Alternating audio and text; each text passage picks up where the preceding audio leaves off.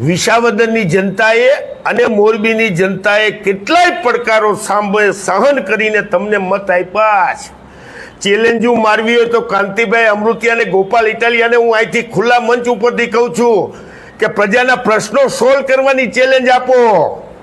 તમારામાં તાકાત હોય તો એમ કહો કે વિસાવદરમાં એક પણ માણસને ગુંડાગીરીથી કોઈ હેરાન નહીં કરે, કોઈ અધિકારી મારા વિસાવદરની અંદર ભ્રષ્ટાચાર લઈ શકે એવી હિંમત નહીં કરે. આવી ચેલેન્જો મારો. તમે હાકાને પૂછ્યા વિના બાથરૂમ જઈ શકવાના નથી અને તમે રાજીનામાની વાત કરો છો.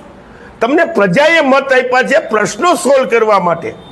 તમને પ્રજાએ જે મત આપ્યા છે એ વિસાવદરની જનતાએ ને મોરબીના જનતાએ આવું નરક બનાવવા માટે નથી આપ્યા. તમને જે પ્રજાએ મત આપ્યા છે એના સોલ્વ કરવા માટે. અને તમે બંને રાષ્ટ્રીય પાર્ટીના ધારાસભ્યો છો. તમને પણ ખબર છે કે તમે તમારા આકાને પૂછ્યા વિના રાજીનામું ન આપી શકો. તમને પણ ખબર છે કે તમે એક સિમ્બોલ ઉપર ધારાસભ્ય બન્યા છો અને સિમ્બોલ એ પાર્ટીના હાઈકમાન્ડને પૂછ્યા વિના રાજીનામું આપી શકવાના નથી.